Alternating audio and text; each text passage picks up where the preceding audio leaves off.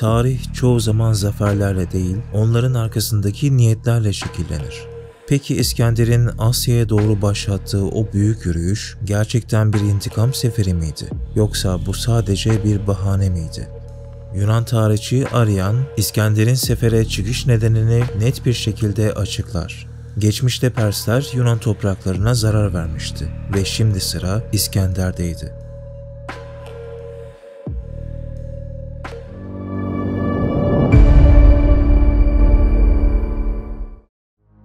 İskender'in Pers kralı Darius'a gönderdiği mektupta şu satırlar yer alır. Geçmişte atalarınız Makedonya'ya ve Yunanistan'a geldiler. Oysa biz size hiçbir zarar vermemiştik ama siz bize kötü davrandınız. Şimdi ben Yunanların başkomutanı olarak Asya'ya geçiyorum. Çünkü bu düşmanlığı siz başlattınız. Peki asıl neden bu muydu? Yani intikam değil de ganimet elde etmek miydi? Tarihin tozlu sayfalarında başka ipuçları da var. İskender'in sefere başladığında ciddi bir borç yükü altında olduğu biliniyor. Askerlerine maaş ödeyemeyecek durumdaydı. Hazinesinde yeterince altın yoktu. Ama Pers İmparatorluğu dönemin en zengin topraklarına sahipti.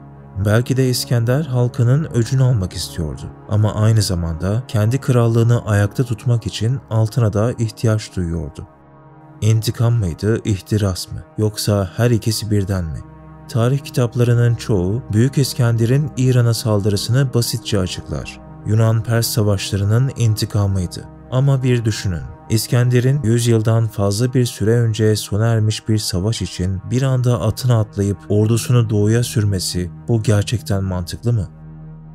Bununla birlikte tarihçi Arrian'ın sunduğu başka bir pasaj daha var. M.Ö. 324 yılında İskender'in askerleri ikinci kez ayaklandığında İskender, Babil şehrinde bir konuşma yapar. Bu uzun konuşmadan kısa bir kesit, İskender'in Pers seferine dair çarpıcı bir gerçeği ortaya çıkarır. Babamdan birkaç altın ve gümüş kapla hazinede 60 talandan az para devraldım. Babam Filip'in 500 talant borcu vardı ve ben 800 talant daha borç aldım. İskender'in babası 2. Filip, İran'ı işgal etmeye kararlıydı. Ordusunu toplamış, planlarını yapmıştı. Ancak amacını gerçekleştiremeden suikaste kurban gitti. Taht, genç İskender'e kaldı. Babasının ölümünden sonra İskender'in elinde kalan tek şey, yarı profesyonel aç bir ordu ve büyük bir borç. İskender'in önünde iki seçenek vardı. Ya ordunun bir kısmını dağıtarak risk alacak ya da krallığını kurtarmak için başka bir imparatorluğu fethederek ganimet toplayacaktı. İskender ikinciyi seçti. Bu bir fetih değildi, bir yatırım planıydı. Üstelik çok riskli bir yatırım. 20. yüzyılın başlarında bir düşünür Randolph Bourne şöyle der: "Savaş devletin sağlığıdır." Ve o dönemde İskender'in kendisi devletti. Savaş onun işiydi. Bu yüzden intikam sadece bir bahaneydi. Bir kılıf, bir örtüydü.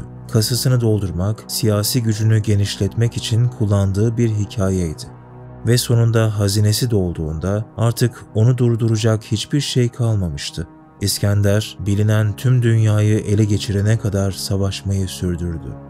Ve sonra Persepolis. Zenginlikte tüm şehirleri geride bırakan bu kent, bu savaşlardan sonra sefaletin de zirvesine ulaşmıştı. Yağmalanmış, yakılmış, yıkılmıştı. Peki tüm bu olanlar bir zamanlar Perslerin yaptıkları için miydi? Yoksa sadece güç gösterisi miydi?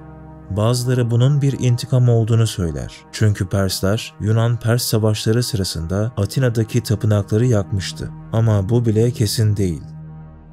Persler farklı inançlara saygılı bir halktı. Öyle ki İmparator Serhas, tanrıça Athena'ya 1000 boğa kurban etmiş, Yunan kahinlerini ordusuna dahil etmişti. Hatta Akropolis için kurban töreni emri vermişti.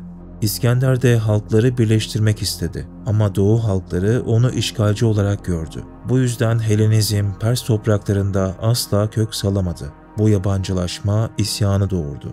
Böylece İskender'in büyük stratejisi, kültürleri kaynaştırma hayali isyan ateşiyle yandı.